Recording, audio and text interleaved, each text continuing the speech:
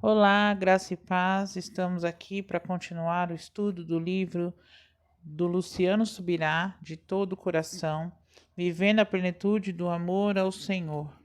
Nós estamos estudando o capítulo 5, que tem como título, Doar-se a Deus.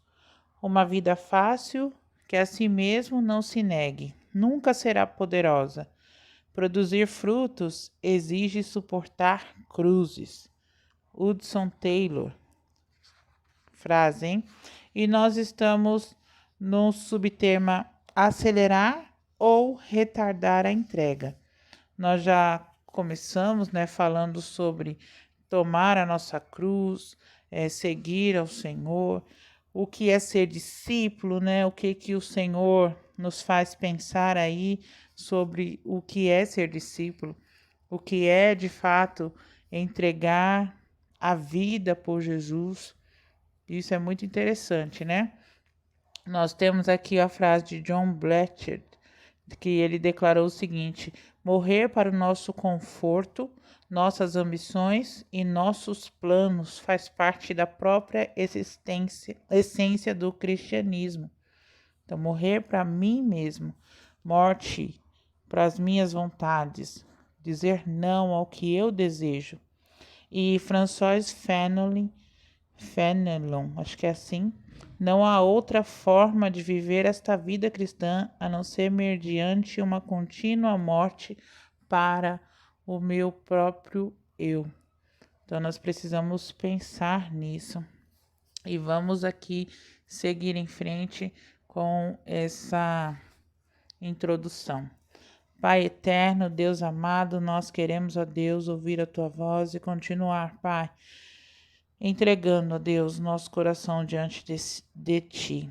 Fala conosco, Espírito Santo, e molda o nosso caráter, molda a nossa vida, para que possamos, de fato, suportar cruzes. Em nome de Jesus. Amém. Vamos voltar à afirmação de Cristo, registrada em Marcos 8.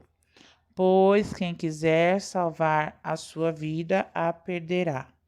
E quem perder a vida por minha causa e por causa do Evangelho, esse a salvará. É interessante, né? Desde garoto, e aqui está uma citação do Luciano, que desde garoto ele achava que a salvação, que salvar a vida tinha a ver com ir para o céu, e perder a vida tinha a ver com ir para o inferno. Ele pensava o seguinte: quem quiser salvar sua alma e ir para o céu, terá que perdê-la aqui na terra, fugindo dos prazeres do mundo. Cristo, entretanto, ao citar os que queriam salvar sua vida, referia-se aos que, pelo fato de não desejarem tomar a cruz, escolhiam dirigir a própria vida. Então, seja, ele falava dos que não aceitavam a morte de si mesmo. A palavra grega usada aqui para traduzir a palavra salvar é sozo. Então, segundo aqui o dicionário, o termo possui um significado abrangente: salvar, manter são e salvo, resgatar do perigo ou destruição, poupar alguém de sofrer, de perecer, fazer bem, curar, restaurar a saúde, preservar alguém que está em perigo de destruição, salvar ou resgatar. Então, no contexto da afirmação de Jesus, evidencia-se o sentido de autopreservação. Eu estou me preservando, ok? Então, quando Cristo diz que quem tenta salvar sua vida vem a perdê-la, não quis retratar a salvação espiritual. Não é isso. Seria muito contraditório afirmar que quem quer se salvar, perderá a alma, e quem quer perder a alma será salvo. Meio estranho isso, né? O foco é o quê? A aceitação ou não da condição de tomar a cruz. Então, no sentido aqui, morrer para si mesmo. Então, eu aceito morrer para mim mesmo, então eu vou ser salvo por Cristo. Eu vou o quê? Me salvar. Quanto mais eu me nego, mais eu estou mais próximo de Jesus. Quanto menos eu me nego, significa que eu estou dando espaço que a minha carne, os meus desejos, ao pecado. Então eu estou me distanciando de Jesus. Eu sei que o que eu faço aqui não vai me levar para o céu, mas me garante uma vida totalmente plena com o Senhor, né? Me garante uma vida totalmente única com o Senhor. Claro que eu posso ir para o céu simplesmente ao fato de quem crê no Senhor Jesus será salvo. Se eu creio que Ele morreu na cruz por mim, eu sei que eu sou salva. Isso não quer dizer nada no sentido de que eu não vou para o céu ou vou para o céu. Não, se eu creio, a palavra de Deus é muito fácil. Crer no Senhor Jesus e será salvo, tu e a tua casa. Se eu creio no Senhor Jesus, eu vou ser salva. Agora, se confessarmos os vossos pecados, Ele é fiel e justo para vos perdoar, né? E aniquilar tudo aquilo que a sua conta, né? Ela é aniquilada. Então, isso não quer dizer que eu não preciso fazer mais nada. Não, eu preciso sim. A salvação ela é de graça. Só que o processo de santificação não é de graça. Certo? Então, aqui, ó. O Luciano, ele parafraseou, tá? O versículo. E ele diz assim: quem se autopreservar e evitar a morte de si mesmo, corre o risco de sofrer muito mais, inclusive a morte física. Claro, porque eu não vou estar fazendo a vontade de Deus, não vou estar seguindo os conselhos bíblicos, eu não vou estar, porque eu vou procurar só me satisfazer, só buscar a minha vontade. Eu vou deixar muita gente triste com isso. E aí eu corro o risco de ir pelo caminho mais largo. Eu corro o risco de ir pelo caminho, dar altas voltas e no final não chegar a lugar nenhum. Morrer no deserto. Não foi isso que aconteceu com o povo de Israel? Não morreram lá no deserto? Deram voltas e voltas e voltas. Circular aquele deserto tantas vezes, por tantos anos, 40 anos ali, e morreram no deserto. Aquela geração morreu no deserto. Então é o que pode acontecer comigo e com você, se eu não me entregar. Quem já se entrega logo à morte, na disposição de perder a vida pelo Senhor, esse é o quê? Poupado de sofrimentos maiores, pode ser livre do martírio. Principalmente a gente que está aqui no Brasil, né? A gente não sabe o que é sofrer um martírio pelo nome do Senhor Jesus. Então, todas as tentativas de escapar da cruz são inúteis, em vão, pois a vida do discípulo culmina na cruz. A cruz faz parte da nossa decisão. Se a nossa decisão é ser discípulo, nossa decisão também é morrer pelo nome de Jesus. Quanto maior a resistência à morte, quanto maior a busca por perseverar da negação, né? Maior será o atraso do crescimento espiritual. Eu vou ser mais imatura possível. Quanto mais eu negar, quanto mais eu bater o pé, dar uma de criança rebelde, eu vou sofrer muito mais. Eu falo isso para os meus filhos. Poxa, toda vez que vocês desobedecem, é o quê?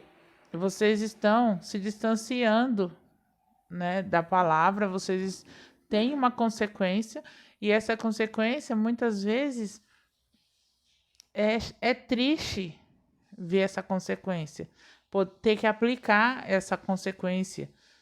Tenho certeza que é isso que o Senhor também sente, porque eu sou mãe e eu sei o quanto é triste você ter que discipular o seu filho, disciplinar o seu filho na questão que ele tá lá sendo rebelde, não tá querendo fazer e bate o pé e fala mais, quer falar mais alto que você, e não atende ao chamado. Eu falo para eles isso, vocês têm que entender que a gente quer só o seu bem. Assim como Cristo quer só o nosso bem. Então, quanto mais a gente faz isso, mais inútil está sendo, certo? Então, quem perder a sua vida será salvo, a salva-la. Então, o que o Senhor Jesus está querendo dizer aqui? Mais uma vez, significa que o discípulo vai para a cruz de qualquer jeito. Quem é discípulo já sabe qual é o caminho. Quem se entrega logo é poupado de dores e paga um preço menor. Agora, quem reluta, fica fugindo, tentando se poupar, paga mais caro. Sofre e chega ao fim do poço, ao ponto de falar: Senhor, me ajuda. Porque ficou dando voltas e voltas e voltas, tentando fazer do seu jeito, da maneira que acha que é certa. E aí, quando tá lá no fim do poço, acha que aí pede socorro. É mais ou menos assim. E claro que o Senhor sempre perdoa. E o Senhor sempre vai estar disponível para nos trazer de volta do fundo do poço.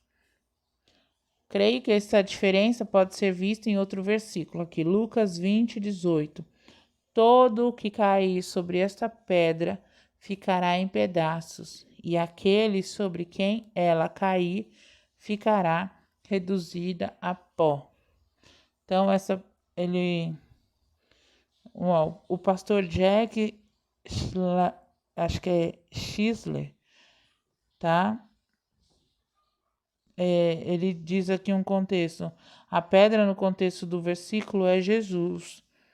Quem cair ou decidir lançar-se sobre ele será feito em pedaços. Esse é o nível de quebrantamento que experimentam aqueles que são voluntários na entrega. Você se dispõe a entregar. Já os que não se lançarem descobrirão que a pedra virá contra eles. O que acontece? Eu me colocando à disposição, né? Eu vou cair sobre a pedra. E a pedra vai o quê? Me sustentar. Agora, aquele que não se entrega, que não está disposto a se render sobre a pedra, significa que a pedra vai ser o quê? Arremessada, né? E aqui o que é outro nível de quebrantamento, porque você vai sofrer pedradas, tá? E o que? Que reduz os atingidos a pedras ainda menores. Então, é o que? É outro nível de quebrantamento. Você se render e falar assim, não, eis-me aqui, eu estou disposto, eu estou aqui, quero fazer, quero ir, quero... Não, você entender que Deus é soberano e que Deus a vontade dele é maior do que a sua e muito melhor do que a sua, é muito mais fácil, porque aquilo que deveria vir contra você, isso não virá, porque você já está indo sobre ela. Agora, se você está indo contra, né? Batendo, o que acontece? Essas pedras vêm sobre você até ao ponto de você estar totalmente ferido e aí você se render. É aquele tal negócio. Se você não vem pelo amor, você vem pela dor. E o Senhor não quer, né, que a gente venha, que nós nos entreguemos pela dor. Mas, às vezes, é necessário, infelizmente. É algo que acontece. A escolha de entregar-se logo ou não afeta o impacto e a intensidade do quebrantamento. Todos temos que tomar a cruz, e isto é morrer para nós mesmos. Todos precisamos de quebrantamento. No entanto, podemos acelerar ou retardar o processo. Você quer chegar logo na Terra Prometida ou você quer ficar dando voltas e depois, quem sabe, talvez, você chegue lá? Torná-lo mais ou menos doloroso, ou tomamos logo a cruz, dispostos a morrer, ou deixamos para depois e pagamos mais caro. Olha isso aqui. Observemos o texto inteiro para enxergar mais detalhes. Marcos 8, 34 a 38 e depois o Marcos 9, verso 1. Vamos lá. Então Jesus, convocando a multidão e juntamente a seus discípulos, Jesus lhes disse: Se alguém quer vir após mim, Negue-se a si mesmo, tome a sua cruz e siga-me. Pois quem quiser salvar a sua vida, a perderá. E quem perder a vida por minha causa e por causa do Evangelho, esse a salvará. De que adianta uma pessoa ganhar o mundo inteiro e perder a sua alma? Que daria uma pessoa em troca de sua alma? Pois quem, nesta geração adúltera e pecadora, se envergonhar de mim e das minhas palavras, também o Filho do Homem se envergonhará dele, quando vier na glória do seu Pai com seus santos anjos. Dizia-lhes ainda: em verdade lhes digo que, dos que aqui se encontram, existem alguns que não passarão pela morte, até que vejam ter chegado com poder o reino de Deus. Então vamos lá. Então, dentre tantas coisas que o mestre falou, aos seus discípulos, ele expôs uma verdade que precisa ser relacionada com a responsabilidade de acelerar ou retardar o processo da necessária consagração da vida do discípulo. Em Marcos 9, que é uma extensão inseparável do texto que vem antes, ele falou que alguns não morreriam antes de ver sua vinda e a chegada do reino de Deus com poder. Então, vamos aqui falar sobre alguns pontos. Aqui Jesus falou a seus apóstolos sobre morte física, literal, tá? Não apenas simbólica. 2. A colocação feita pelo Senhor está no plural. Então, o que indica que a possibilidade de não morrer sem antes ver o reino chegando com poder referia-se a mais de um de seus discípulos. Ou seja, poderia acontecer com alguns deles. Certo? 3. Se aquela geração de discípulos já morreu e Jesus ainda não voltou, como essas palavras podem ser reconhecidas como verdadeiras? Então, nós vamos ver isso aí mais adiante, tá? Mas ressaltamos aqui que tal afirmação é uma chave que nos ajuda a entender o que aconteceu com os apóstolos e também a compreender a maneira com que eles morreram. Então, nós vamos ver aqui o que aconteceu. A tradição oral e os escritos posteriores aos primeiros dias da fé cristã sugerem que todos os apóstolos foram martirizados, menos João. Embora haja divergências entre os vários registros documentados depois de muitos anos de transmissão exclusivamente oral, acho interessante mencionar como se cria, já nos primeiros séculos da era cristã, ter sido o martírio dos apóstolos de Cristo. John Foxe, em O Livro dos Mártires, registrou os seguintes tipos de morte. Então, nós vamos ver aqui as mortes como cada discípulo, os apóstolos morreram, que está lá nesse livro de John Foxe. Então, como que morreram os apóstolos? André morreu em Edesa, na Ásia, numa cruz em forma de X. Daí a origem, do nome Cruz de Santo André. Bartolomeu, Natanael, pregou o evangelho em vários países e, ao traduzir o evangelho de Mateus para um dos idiomas da Índia, propagou-o neste país. Por último, foi cruelmente açoitado e crucificado pelos conturbados idólatras. Outras fontes diziam que teria sido chicoteado até a morte.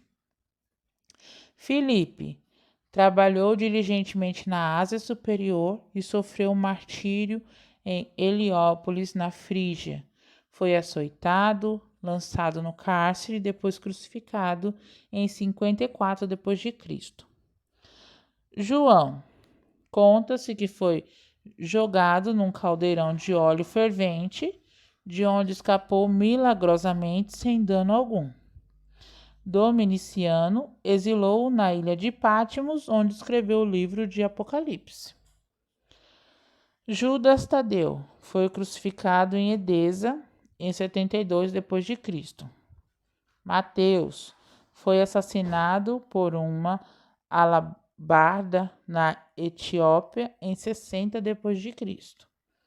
Matias morreu em Jerusalém, onde foi apedrejado e depois decapitado. Pedro foi crucificado de cabeça para baixo. Simão o Zelote pregou o evangelho na Mauritânia, África e até na Grã-Bretanha, onde foi crucificado em 74 d.C. Tiago o Menor, aos 99 anos, foi espancado e apedrejado pelos judeus, que finalmente abriram-lhe o crânio com um garrote. Alguns dizem que foi crucificado junto com Simão o Zelote. Tiago o Maior, a Bíblia diz que Herodes o passou a fio da espada. Está lá registrado em Atos 12, 1 e 2. Clemente de Roma refere-se ao uso da espada como se tratando de uma decapitação. Tomé pregou o evangelho na Pártia, e na Índia, onde, ao provocar a ira de sacerdotes pagãos, morreu atravessado com uma lança. Uau! Então, quando nós vemos isso aqui, né, ao estudarmos sobre o amor ao Senhor, não podemos deixar de dar destaque a uma pessoa, que foi quem? O apóstolo João, que foi chamado de discípulo a quem Jesus tanto amava, né? Confesso que isso aqui é um relato do Luciano, que durante a adolescência dele, ele sentia uma pontinha de ciúme pelo João. E tinha vários questionamentos sem resposta, levando ele até levar a um tal estado. Aqui, as perguntas que ele fazia. Por que ele era o queridinho do mestre? Por que ele foi o único apóstolo não martirizado? Por que foi entregue a ele cuidado da família de Jesus? Por que ele foi o único a receber as gloriosas visões do fim dos tempos? Tudo pode ser entendido com base na palavra dada de Jesus em Marcos 9. Que menciona alguns que não passariam pela morte sem ver o reino de Deus chegar com poder. Isso se cumpriu na vida de quem? De João, né? Alguns poderiam passar pela morte, mas o único que pôde o único que recebeu de fato esse privilégio foi João, certo? Porque João teve uma atitude diferente dos outros. E nós vamos ver isso no próximo vídeo aqui, né, que nós vamos gravar. Porque vai ser muito extenso aqui falar sobre isso e vai ser muito legal também a gente poder ter essa visão, né, esse modo de olhar para João, porque isso foi o que ele plantou e ele colheu. Estava disponível para todos fazerem, para todos terem essa atitude, mas eles preferiram o modo mais difícil, infelizmente, e aí eles plantaram e eles acabaram colhendo o quê? Morte. Todos morreram de uma maneira muito intensa, muito perigosa, de uma maneira sem paz no sentido do mundo, né? Sempre correndo, sempre sendo perseguido, sempre. Mas eles deram a vida por Jesus de uma maneira ou de outra, mas a princípio foi da maneira mais difícil, porque a primeira atitude que eles tiveram foi de não tomar a sua cruz, certo? Mas nós vamos falar sobre isso mais profundo aí no próximo áudio. E vamos orar. Deus querido, Pai eterno, nós queremos, ó Deus, render o nosso coração diante de Ti. Sabemos, ó Deus, que esses homens foram homens fortes e valentes, mas eles precisaram aprender com as atitudes. Eles precisaram, ó Deus, olhar de uma maneira diferente e também meditar nas palavras que Jesus falou para eles. Infelizmente, o único naquela situação que pôde colher algo bom, uma morte em paz, vamos dizer assim, uma morte sem, sem perseguição, né? Morreu porque teve que morrer, estava velho, idoso, foi João. Mas ele colheu aquilo que ele plantou. E que nós possamos, ó Deus, também olhar, tomar a nossa cruz, seguir o caminho de Jesus. Porque é muito fácil seguir o outro caminho. De fato, o outro caminho é largo, é espaçoso, é mais fácil a gente querer fazer a nossa vontade do que querer fazer a vontade de Deus, do que querer entregar a nossa vida. E será que nós temos fé suficiente para isso? Nós precisamos, ó Deus, colocar essas perguntas em xeque, sabe? Será que nós estamos dispostos a sofrer, a entregar a nossa vida diante do Senhor? Que isso seja uma verdade sobre nós e que nós possamos ter o nosso coração entregue, o nosso coração em renúncia, colocar o Senhor em primeiro lugar nas nossas vidas. Que isso seja forte, ó Deus, porque sem o Senhor à frente, as outras coisas são em vãs. Então, nos ajuda a olhar dessa maneira, Senhor, e nos ajuda a compreender a tua vontade, que é assim que nós oramos, é assim que nós nos colocamos à disposição do Senhor. Fala conosco, Espírito Santo, e nos ajuda a meditar. Em nome de Jesus, amém.